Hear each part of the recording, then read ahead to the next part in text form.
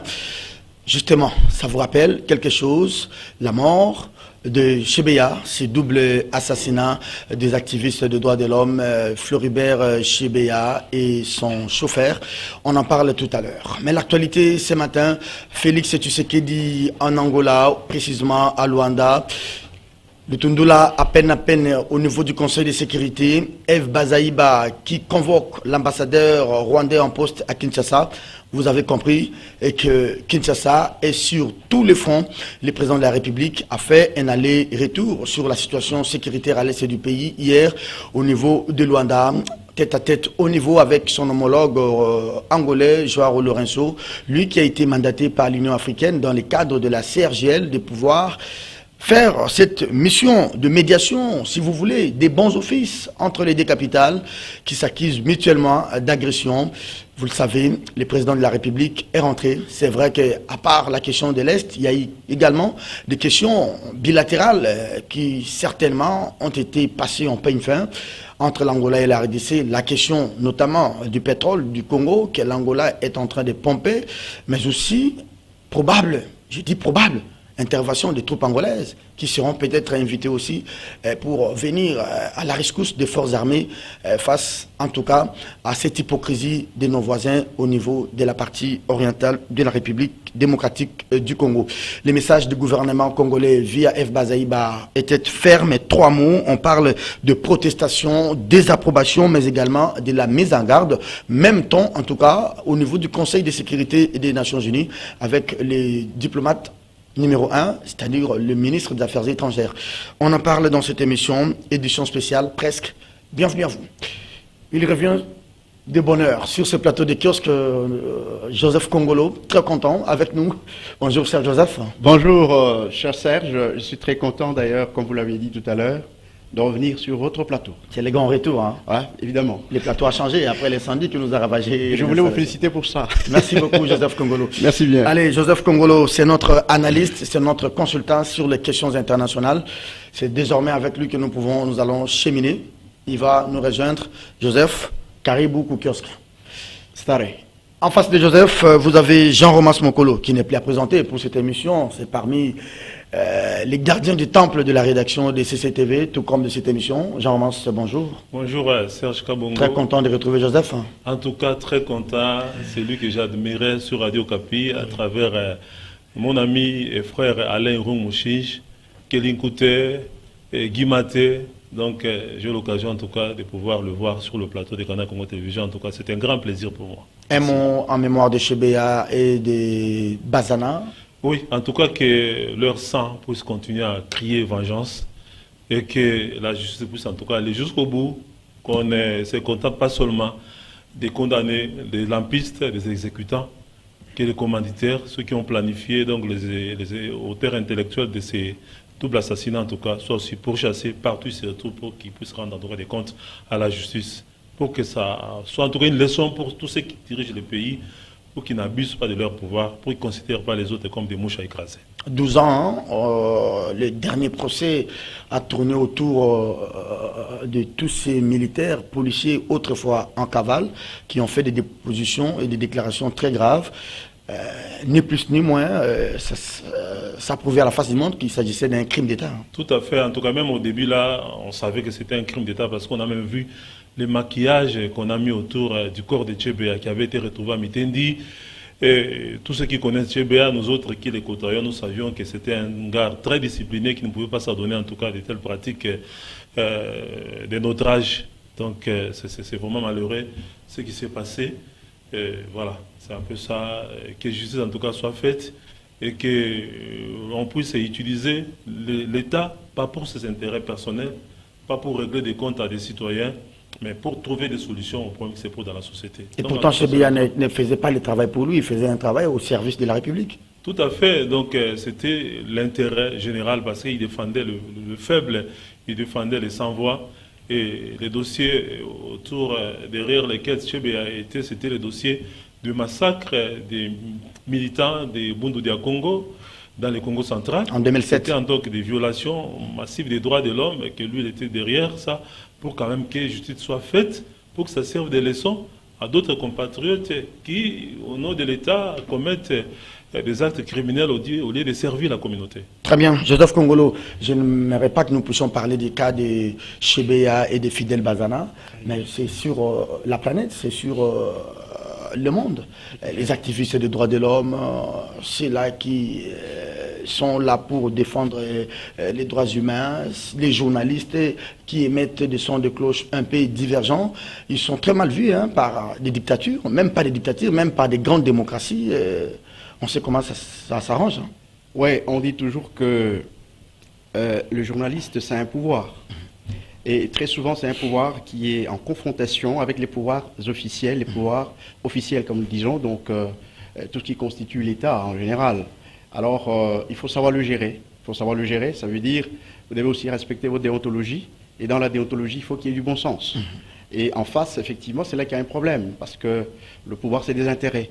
Alors, quand on voit que ces intérêts sont lésés par rapport à ses collaborateurs, par rapport à l'arène internationale dans le monde, alors très souvent, il y a cette collusion-là, et Chebeya, il fait pratiquement les frais. C'est regrettable pour un État qui se veut démocratique, c'est regrettable pour le règne de la vérité, c'est vraiment regrettable pour notre pays. Malheureusement, bon, c'est arrivé, nous voulons que la justice du ciel et la justice des âmes convergent pour punir concrètement et véritablement tous ceux-là, n'est-ce pas, qui vont devoir utiliser l'homme comme des marchepieds ou comme des marchandises. Des choses comme Je rappelle que c'était le 1er juin en 2010, ça Exactement. fait 12 ans aujourd'hui. 12 ans déjà. C'était quand même un coup dur pour les activistes des droits de l'homme et même pour ces journalistes courageux comme, je ne vais pas prendre le plan des Norbert Zongo, Pour Mwamba chez nous ici. pour Mwamba. Oui. C'était quand même un coup dur. Est-ce que les pouvoirs à l'époque, même si on n'adhère pas à la thèse d'un crime d'État, mais les cheminements des choses a prouvé que c'était pas loin d'un crime d'État, est-ce que les pouvoirs de l'époque avaient quelque chose à cacher? Oui, il y avait effectivement beaucoup de choses à cacher. Beaucoup de choses à cacher. Ça veut dire un régime qui est venu d'abord par la guerre, voyez-vous, ça c'est la première chose, et qui s'est légitimé, entre parenthèses, n'est-ce pas, entre guillemets, par un semblant d'élection, vous le savez, on ne revient pas là-dessus, et il devait se maintenir. C'est un régime qui devait se maintenir, qui devait séduire, n'est-ce pas, les nations. Et pour séduire les nations, vous savez que depuis un certain temps, c'est le respect des droits de l'homme qui constitue un élément d'estime. Alors, si vous n'arrivez pas à respecter les droits de l'homme, on va vous rejeter. Alors, pour essayer de s'insérer dans cette arène des rangs, il a essayé d'effacer un peu les traces de tous ces crimes. Je crois que le plus grand problème ici, c'est un problème de légitimation du pouvoir. La dictature, elle est toujours difficile à cacher. Elle est difficile à cacher, particulièrement par rapport au respect des droits de l'homme. Et Très là, ça a sorti pratiquement au grand jour. Merci beaucoup. Allez, on va aller au niveau de l'Angola. Le président de la République qui a fait un aller-retour, le chef de l'État qui a pris langue avec son homologue angolais, João Lourenço. Certainement, c'est à la suite de ces tweets du président Macky Sall, le Sénégalais, qui fait office du président de l'Union africaine. Oui. C'est-à-dire la pression militaire reste, mais on ouvre quand même des portes parce que des recommandations à l'issue de cette visite du chef de l'État. On parle de la remise de ces 2 militaires rwandais capturés. Ils vont retourner chez eux peut-être aujourd'hui ou demain. Et d'aider, les 2 chefs d'État sont mis d'accord pour une rencontre tête-à-tête sur la médiation de João Lourenço. Oui, la guerre, sauf in extremis, n'a jamais été un moyen pour résoudre un problème. Très bien. Sauf in extremis. Et nous sommes dans ce cas. Si vous prenez la République démocratique du Congo, c'est un pays en fragilité permanente. Voyez-vous? Alors nous ne pouvons pas propulser la guerre comme bien sûr les masses le font. C'est vrai qu'en tant que responsable, on doit juger, on doit peser, voir qu'est-ce qui peut être fait. Alors la voie la meilleure, c'est celle de la diplomatie. Et c'est ce que le président de la République a fait.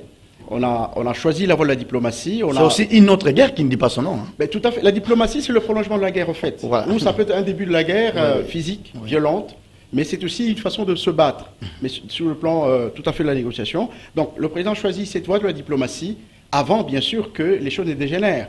Parce que vous savez, je parle des fragilités permanentes ici, nous avons des déplacés internes, nous avons nous-mêmes difficultés pour assurer, n'est-ce pas, la souveraineté sur l'ensemble du territoire national. Nous avons beaucoup trop de problèmes qui ne peuvent pas nécessiter absolument qu'il y ait une guerre aujourd'hui. À moins que ce soit une extrémiste, comme je l'ai dit, quand les choses ne marchent pas, alors en ce moment-là, on va sauver ce qu'on peut sauver en tant que nation. Donc c'est tout à fait normal. Donc j'apprécie la démarche du président de la République. Il est allé saisir l'Angola. Vous savez le rôle de l'Angola en Afrique centrale.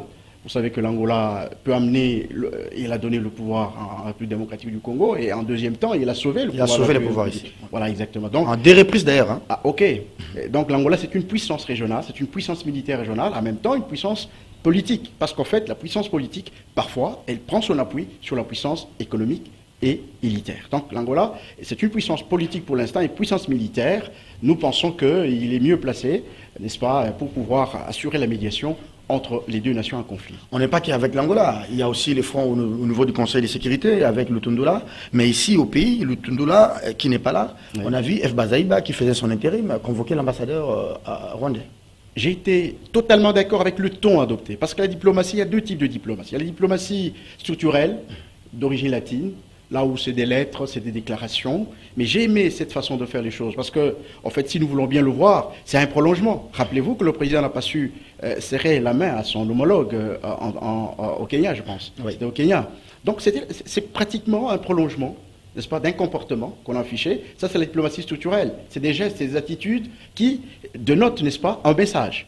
Et vous voyez aujourd'hui, nous sommes arrivés pratiquement au comble, nous sommes au paroxysme, n'est-ce pas, de cette diplomatie un peu structurelle, de cette tension diplomatique qui a existé entre les 2 pays. Nous sommes pratiquement au comble de cette diplomatie. Et j'ai été d'accord avec le ton qui a été tenu. Le ton a été bon et je crois qu'il dit tout. Il dit tout en diplomatie. Allez, toute guerre, on l'a fini peut-être ou pas, autour d'une table. La nouvelle vision de Kinshasa, vous pensez que ça va payer? Oui, moi je pense qu'au-delà de ces déplacements des chefs de l'État en Angola, les coups de fil avec Kagame et tout ça, je suis convaincu que le gouvernement congolais est en train de travailler pour consolider, pour booster ses forces armées. Parce que vous voyez, Serge Kabongo, en relations internationales, il y a 2 piliers. Un État, en tout cas, se base sur 2 piliers. Il y a la diplomatie, il y a la stratégie, donc la défense. Donc, tant que nous n'aurons pas aussi un système de défense et de sécurité assez efficace, donc nous ne pourrons pas peser sur la table de négociation. Donc, je crois que de ce côté-là aussi, les choses se font. Bon, si aujourd'hui, contrairement par exemple à ce que la grande opinion entre aujourd'hui, de réclamer, il faut aller attaquer, il faut poursuivre la guerre, tout ça. Mais dans les processus décisionnels, il y a beaucoup de facteurs qui rentrent en jeu. Je suis tout à fait convaincu qu'il y a aussi les maîtres du monde, les grandes puissances, qui ont dû sûrement raisonner les uns et les autres, où les Rwandais ou la RDC dit non, ça ne sert à rien, comme l'a dit Joseph Kongolo, parce que notre pays est en guerre pratiquement depuis les années 96 jusqu'à aujourd'hui. Le pays est en guerre, il y a des massacres, donc on est vraiment fragile. Ah, mais Lutundula a rappelé ça, hier au Conseil de sécurité. C'est vrai que l'ONU a joué via la MONUSCO, l'ONU a joué un rôle très décisif, mais jusque-là, il ne manque pas de critiques. Hein. Tout à fait. Donc on a même une force de l'ONU ici sur place pour essayer de remettre de l'ordre, remettre la paix, mais ça ne marche toujours pas. Donc je crois que ce ne serait pas vraiment un bon choix que de privilégier seulement la voie armée. Oui, bien sûr, il y a des Congolais qui disent que nous sommes un grand pays, et tout ça, par rapport au Rwanda, nous sommes un géant et que le Rwanda... Mais l'opinion publique au niveau national est contre toute négociation, contre tout dialogue avec Kagame. Oui, bon... Peut-être ne maîtrisant pas tous les paramètres. Ce n'est pas l'opinion publique, Serge, qui dirige le pays. Donc c'est lui qui dirige le pays, prend des décisions en fonction, oui, de l'opinion publique, en fonction aussi des intérêts du pays, et des paramètres, en fonction aussi des partenaires qui soutiennent le régime. Parce que quand on vous demande par exemple, il dit non, ne faites pas ça, faites ça et que vous ne suivez pas. Au cas où vous vous battez, que vous n'arrivez pas à faire le poids sur le terrain, qu'est-ce que vous allez faire? Alors Jean-Romain, c'est l'opinion publique qui ira une question. On sait battre à la place des forces armées. On sait qu'il faut, je ne sais pas moi, il faut parler en termes de médiation, dialogue, pour départager les uns et les autres. Mais l'on sait que celui en face de qui nous allons négocier n'est pas de bonne foi. Qu'est-ce qui va maintenant changer? Parce que c'est des mêmes recettes. Qu'est-ce que Kinshasa n'a pas fait depuis Kabila fils, depuis même Kabila père, jusqu'à aujourd'hui? Qu'est-ce que Kinshasa n'a pas donné à ses voisins? Vous dites les FDLR, on vous dit venez avec votre armée traquer ces FDLR. On vous dit il faut s'ouvrir. Les chefs vous appellent même partenaire vous appelle mon frère, il s'incline devant les mémorials, il fait des déclarations qui ont énervé même l'opinion nationale ici. Qu'est-ce qui va changer aujourd'hui? Quel élément nouveau va peut-être pousser Kigali à s'aligner? Bon, comme je le disais, il y a sûrement des pressions sur le plan diplomatique pour que les chefs de l'État arrivent à cette position-là. Par exemple, le fait d'accepter de libérer les 2 militaires, moi je me disais que c'était trop prématuré. On pouvait les garder encore ici, et voir comment les choses allaient évoluer et que ça allait peut-être une monnaie d'échange contre certaines concessions que les Rwandais allaient faire. Parce que jusqu'aujourd'hui, je ne vois pas quelle est cette concession-là que les Rwandais ont fait.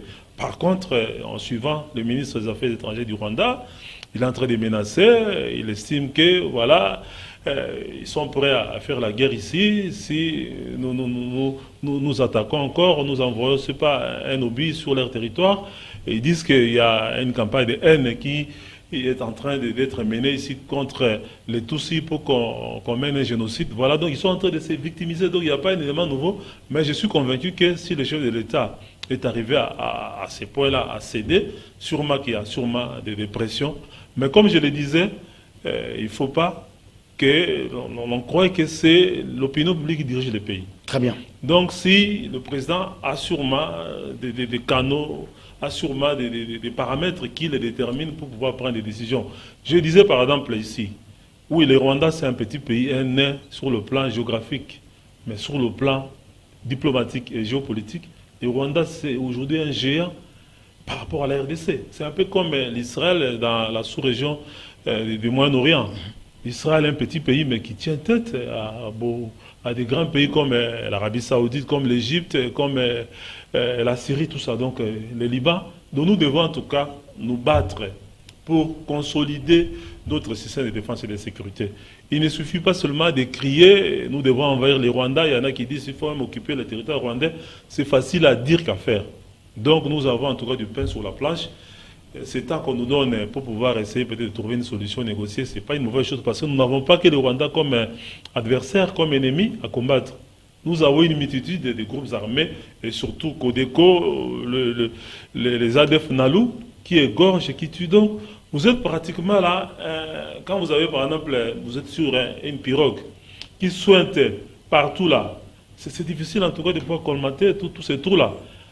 Donc je crois que ce serait irréaliste que de s'engager dans cette guerre-là parce que nous avons beaucoup du pain sur la planche, parce que beaucoup de groupes armés à combattre, en dehors même du M23, en dehors du Rwanda. Mais nous sommes en processus même pour la paix avec tous ces groupes armés au niveau de Nairobi. Peut-être que le Rwanda voit ça des très mauvais oeil, que nous puissions nous réconcilier avec les groupes armés locaux. Mais qu'est-ce qui a vraiment motivé ces déplacements du président Félix en Angola pendant que son homologue rwandais a passé plutôt le message par visioconférence? Il y avait des questions en bilatéral qui devraient être traitées? Je crois qu'il y a des problèmes qu'on peut expliquer en présentiel avec beaucoup de relief, n'est-ce pas, que les problèmes qui peuvent passer par visioconférence. Mais ce que je voudrais dire, c'est que si on doit étudier les enjeux actuels, c'est que le président a fourni beaucoup d'efforts pour essayer de normaliser la République, normaliser ses relations avec les pays voisins, avec d'autres États. Voyez-vous ? Et regardez, lisez un peu les contextes actuels, c'est que sous peu, il y a l'ancien président Kabila et Moïse qui sont allés au Katanga, et pendant ce temps, au même moment, il y a des rebelles, la majorité, des rébellions, se réunissent pour dire non à la guerre. Voilà. Ils veulent se normaliser. Mais c'est un enjeu de taille sur le plan national. Effectivement qu'il y a Mais c'est un groupe armé qui sort du lot. Effectivement, mais juste... Pour jouer les troubles faits. Justement, c'est-à-dire que dans l'analyse, nous ne pouvons pas ne pas en parler. Ça veut dire que quand on voit qu'en République démocratique du Congo, la guerre tend à prendre fin, voilà. Ça veut dire qu'il y a certains intérêts qui sont lésés. Oh, c'est une guerre qui a nourri certaines économies. Voilà, il faut créer une guerre en permanence. Ça veut dire continuer avec cette économie de la guerre. Voilà. Une économie de la guerre, voyez-vous. Et ça nourrit des États. Ça nourrit des milieux financiers internationaux, voyez-vous. Arrêter la guerre en République démocratique du Congo, vous comprenez qu'il y a beaucoup de choses qui vont bouger. C'est comme on disait à l'époque, no kunda, no job. Hein. Exactement aujourd'hui. Donc, je crois qu'on doit lire le contexte interne, il est clair, et je crois que le président de la République, en se déplaçant, il y avait des choses qu'il ne devait pas dire au téléphone, n'est-ce pas? Et il a préféré lui dire de vive voix. Est-ce que vous pensez à une ouverture maintenant du côté Luanda? Parce qu'avec déjà les Angolais, les Ougandais, 6 mois, c'est les fils de Museveni qui fait des déclarations comme quoi on est à fin contrat, on sent maintenant les bons amours entre le Rwanda et l'Ouganda, et c'est l'Ouganda qui nous attaque. Il faut maintenant s'ouvrir, demander peut-être la logistique à l'Angola? Alors, dans le contexte sous-régional, on comprend que le Congo, sans guerre, sera plus puissant que nous. Voilà. Nous devons reconstituer nos anciennes alliances. Et ça, Kabuta fait de l'hypocrisie en réalité. Il se tient à distance et il laisse son fils, qui n'est qu'un chef d'état-major de force terrestre, qui va engager la République dans des négociations d'ordre politique. Voyez-vous? Donc, on comprend bien que, non, en laissant la RDC... Mais apparemment, Félix l'a compris. Mais justement... Apparemment, Félix l'a compris. Justement. Il semble qu'ils se sont dit des choses avec Joao, peut-être... on ne fait pas dire sur ce plateau. C'est pourquoi il fallait être là, être présent et parler en tête-à-tête. Voyez-vous? Donc Kabuta se met à côté et il laisse un chef d'état-major des forces terrestres en train d'engager la République, n'est-ce pas, dans le domaine diplomatique. Je crois que quelque part, c'est pas du tout correct. Donc on comprend que la RDC sans guerre, c'est un pays qui reprend sa puissance, qui reprend toute son envergure politique.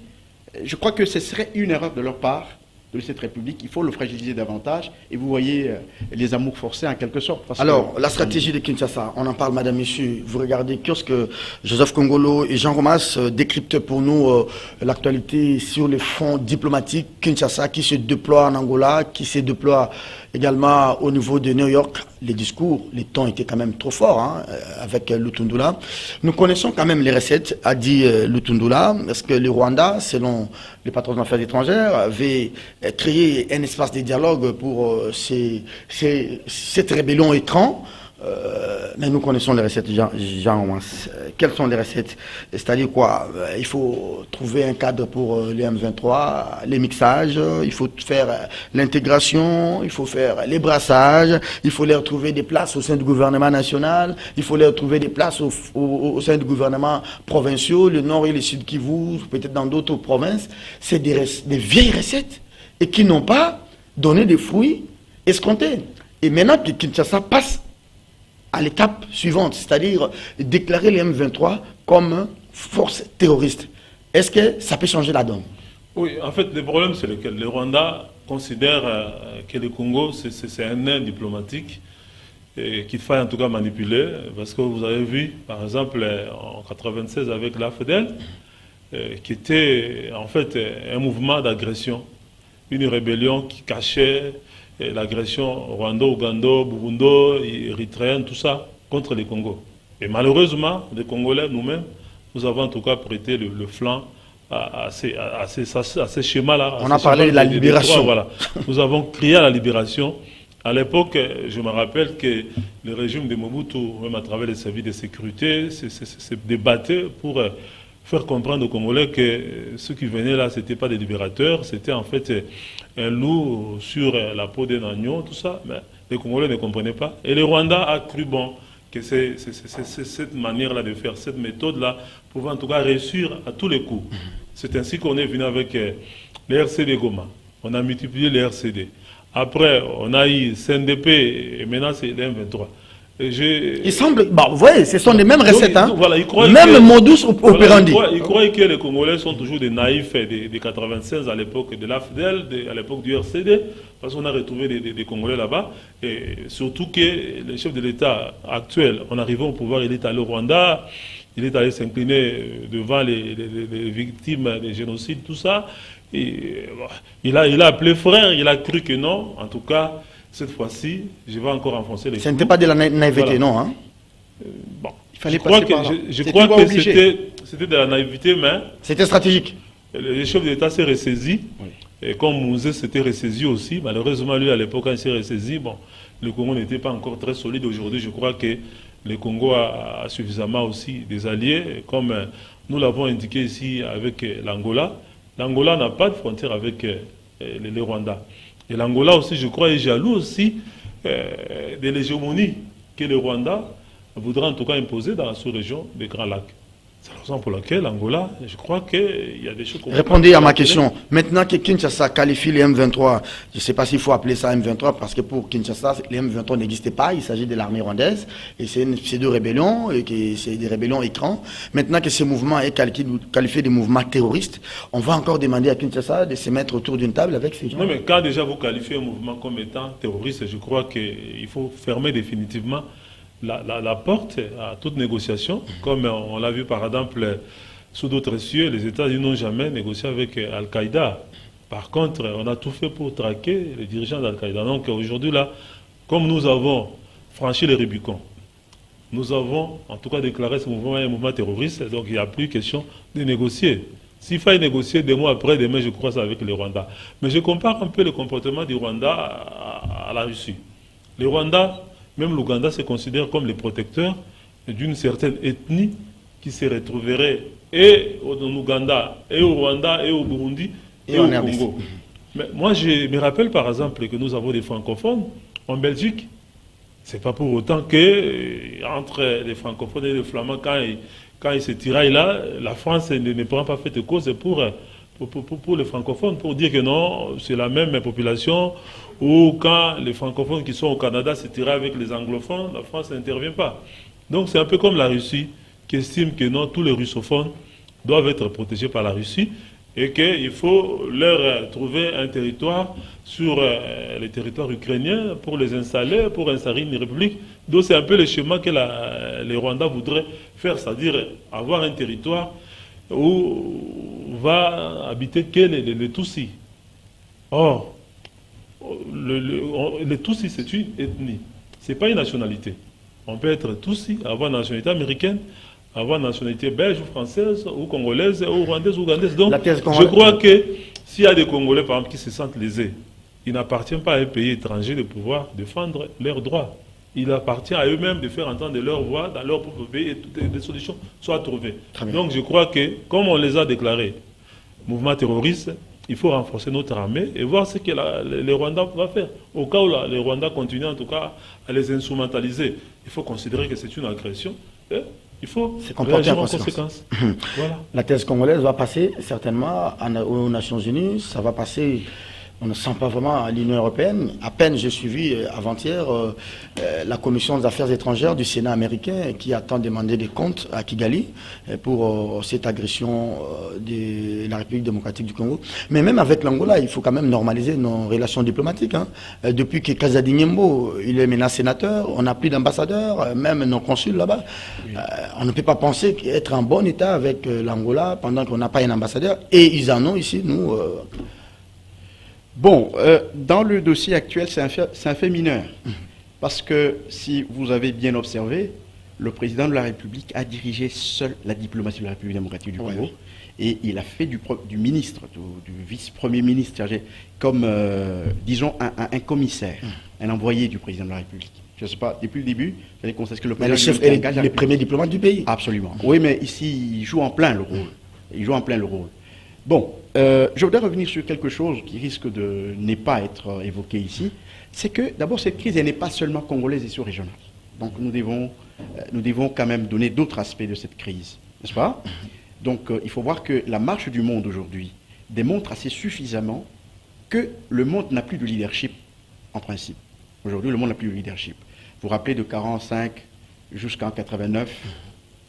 Donc, de 1946 jusqu'en 1989, c'était la guerre froide. Je vais revenir à vous. D'accord. Vous gardez les micros. Madame, Messieurs, on marque une pause et on va revenir sur ce plateau pour terminer l'émission. Merci beaucoup. Et de cette émission, Madame, Messieurs, kiosque, plus que 15 minutes, nous séparent de la fin de cette émission. Joseph Kongolo à gauche et Jean-Romas Mokolo à droite. Joseph, vous parlez tout à l'heure de cette ramification de la situation, la crise entre les RDC et les Rwandais, au-delà de nos frontières africaines même. Hein. Oui, ça dit que si nous faisons cette analyse sur la guerre en République démocratique du Congo, en nous limitant au Congo et dans la sous-région, je crois que nous n'aurons pas épuisé totalement la cause de cette guerre. C'est une guerre qui a des ramifications internationales, je crois que plus d'une personne le sait, n'est-ce pas? C'est une guerre qui a des ramifications internationales. Alors, qu'est-ce qui se passe aujourd'hui? La guerre prend d'autres formes. Au début, c'était l'arme nucléaire, vous le savez, il faut avoir l'arme nucléaire pour être parmi les grands. Bon, aujourd'hui, le monde a changé, ce sont des tics, comment on dit, des tics, c'est l'informatique, comment on dit? Oui, oui. Les nouvelles technologies. Les nouvelles technologies aujourd'hui Oui. qui font la suprématie. Vous comprenez que lutter contre le terrorisme avec une arme nucléaire, c'est plus possible.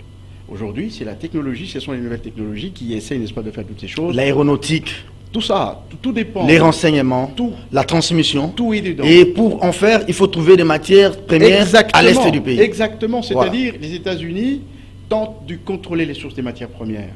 Quelles matières? Les matières de l'industrie du troisième millénaire. Voilà. Que la République démocratique du Congo garde à plus de 60%. En dehors du lithium, vous avez le cobalt, vous avez le cuivre, vous avez les dérivés du coltan.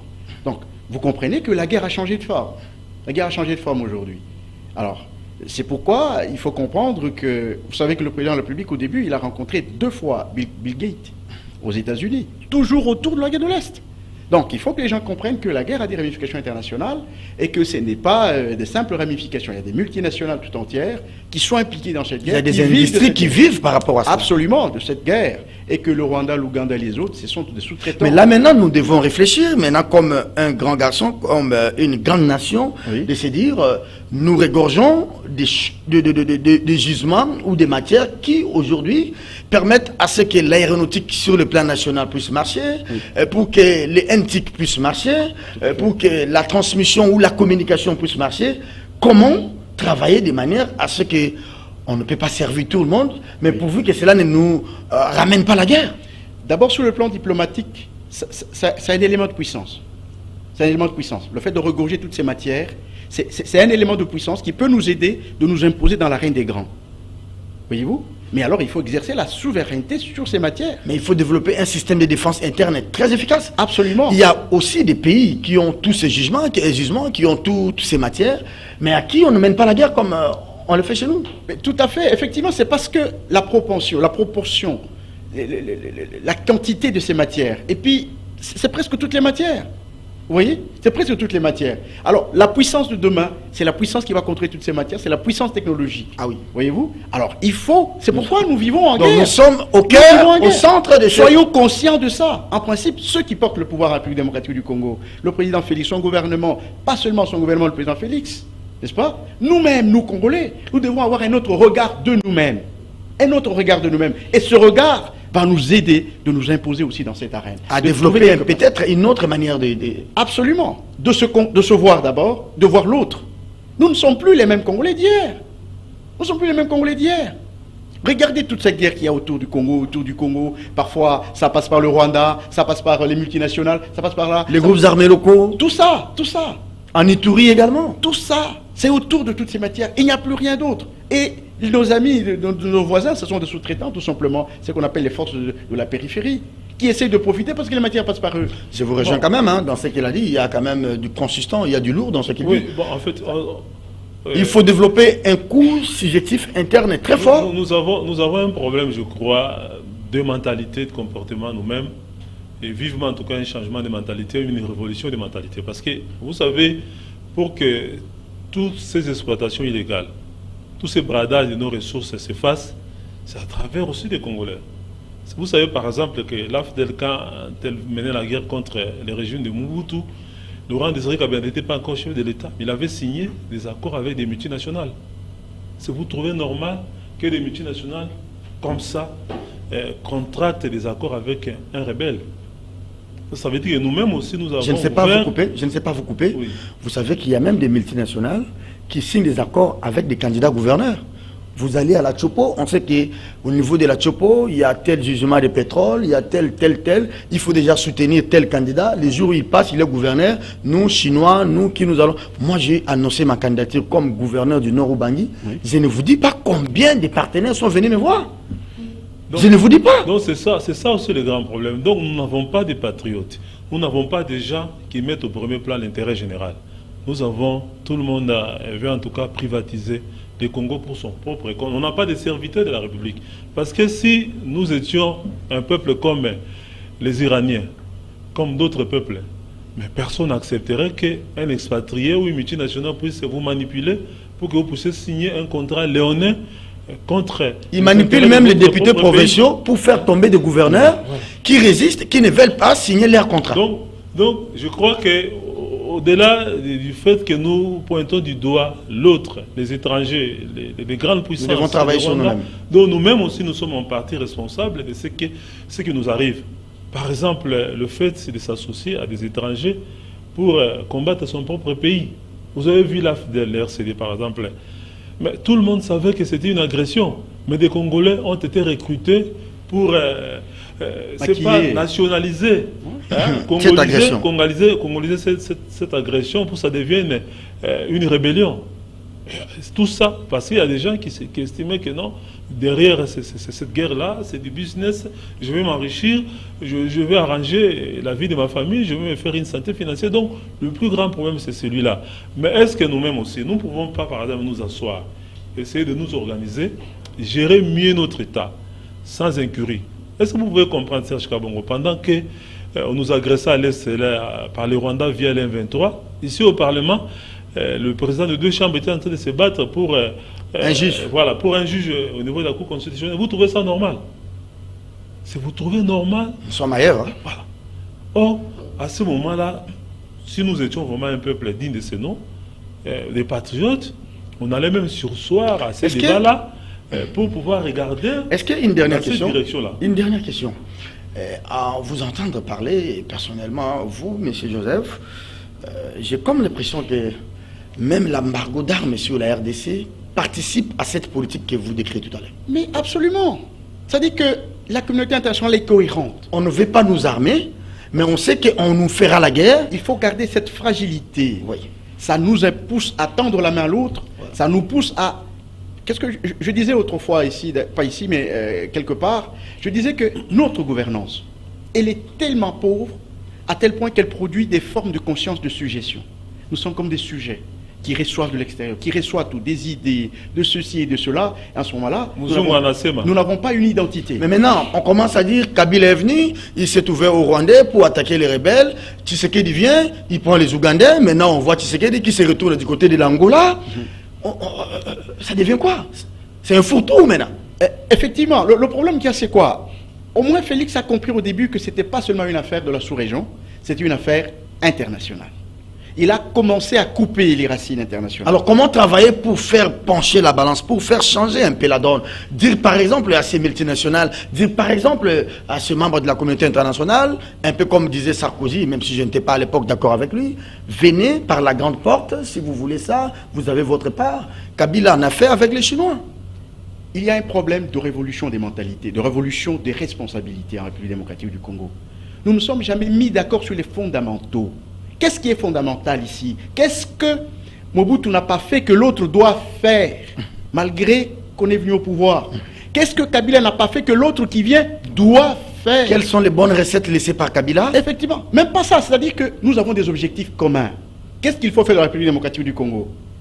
Une puissance diplomatique dans la sous-région, une puissance africaine, une puissance économique, n'est-ce pas? Tout président qui passe, il doit évaluer à la fin de son mandat qu'est-ce qu'il aura ajouté dans l'objectif principal de la République démocratique du Congo. Est-ce qu'il y a des fondamentaux qui mettent tout le monde d'accord, opposition ou non, société civile, tout Congolais doit savoir, voici nos objectifs intermédiaires, voici nos objectifs finaux. Est-ce que nous avons des fondamentaux qui mettent tout le monde d'accord? Est-ce que, quand je vois par exemple en France, pour ne pas vous couper, oui, la remise et reprise entre Hollande et Macron, j'ai lu le livre de Macron, Hollande, mon dernier jour à l'Élysée. Oui. Il lui dit, voilà, ici, avec l'Allemagne, voici comment vous devez faire. Il lui dit, avec la Belgique, voici comment on doit faire. Est-ce que chez nous, quand il y a remise et reprise entre Félix et Kabila fils a dit que voilà, avec les Rwandais, il faut faire ça, ça, ça, ça. Non. Avec les Ougandais, attention, parce que j'étais laissé le code minier, les groupes de cette miniers-là veulent ma mort, mais regarde, est-ce que il se parlait comme ça, c'est le grand dossier de la République? Ça n'existe pas. C'est là qu'il y a un problème. Ça, c'est le premier problème.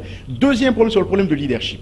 Quand on est leader dans une société en déliquescence, dont les valeurs sont totalement déliquescence, qu'est-ce qu'un leader doit faire? C'est là le problème. Ce n'est pas un leader automatique, un leader de tous les jours. C'est un leader exceptionnel qui doit savoir que je suis devant une société qui n'a plus de valeurs, qui n'a plus de repères. Qu'est-ce que je dois faire?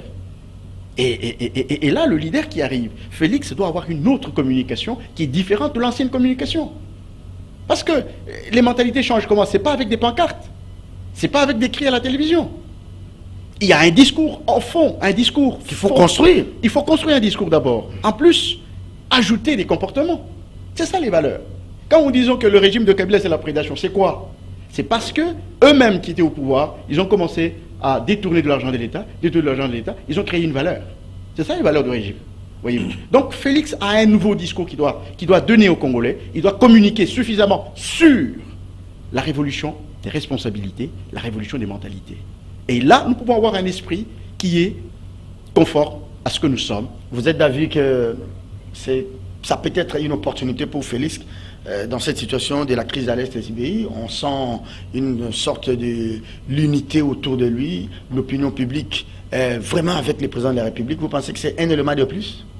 Oui, moi je pense qu'au-delà de l'opinion publique, s'il voudrait en tout cas capitaliser cette situation-là en sa faveur, il ferait mieux par exemple d'inviter toute la classe politique, du pouvoir comme de l'opposition. Il lance des invitations, il dit voilà. Pas du folklore, leaders, voilà, pas du folklore.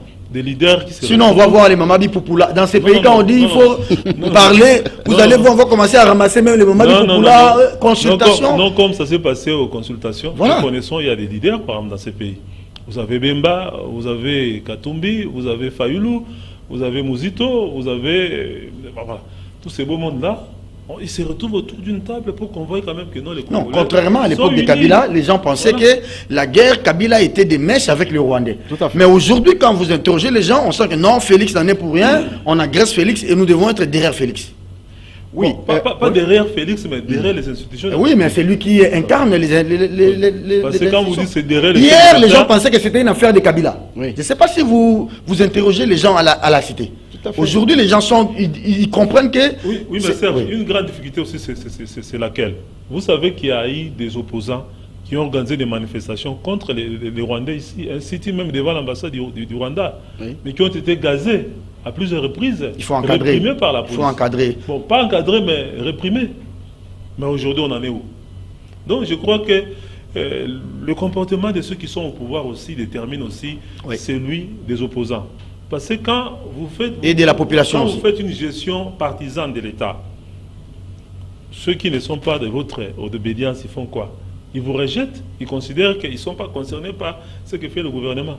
Mais donc il faut qu'on arrive à faire la part des choses. Il y a un élément de taille dans ce que vous dites. Vous avez peut-être raison, mais il y a un problème. Est-ce que vous avez formé une nation? Est-ce que vous avez des citoyens ou vous avez des individus? C'est là qu'il y a un problème. Tout ce qui est bien, les gens vous disent que c'est mauvais, parce que c'est venu de tel. Parce que c'est Kabila qui a fait, c'est mauvais. Non, parce que les autres se sentent exclus. Ils se sentent exclus, c'est ça le problème. Il y a ceci. C'est vrai, vous avez raison. Il faut légitimer les institutions. Vous savez que notre maladie de tous les temps, c'est la légitimité, n'est-ce pas, du pouvoir, des institutions. L'émission est terminée, hein? Oui, mais je voudrais dire ceci pour terminer. C'est que la légitimité, c'est une notion dynamique en politique. Elle se crée et on peut la perdre. Donc, quand vous êtes leader, vous pouvez créer votre propre légitimité. Même si vous êtes bien élu, vous pouvez perdre la légitimité. Ah oui. Rappelez-vous de Hollande en France, il est sorti comme quelqu'un qui est venu, qui est entré par la fenêtre. Donc, une légitimité, ça se crée. C'est une notion tout à fait dynamique. Ça se maintient aussi. Ça se maintient. Voyez-vous, il faut l'entretenir aussi. Quand vous venez au pouvoir et que quelque part vous sentez qu'il y a des forces centrifuges, vous faites quoi?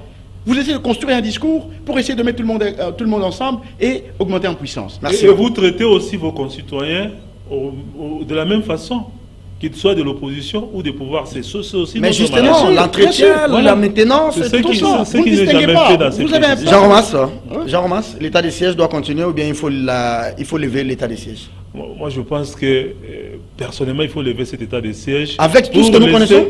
Pour laisser aux militaires la tâche en tout cas de s'occuper des questions militaires. Parce que ces militaires-là qui sont gouverneurs, qui sont administrateurs du territoire, ils sont submergés par des questions qui n'ont rien à voir avec les questions de défense. C'est mon point de vue. Donc on n'a même pas besoin d'un état de siège pour qu'on ait une armée efficace. Donc il faut booster l'armée, il faut donner les moyens, il faut la réformer. Et je crois que tous les pays qui ont main de guerre ne décrètent pas d'état de siège.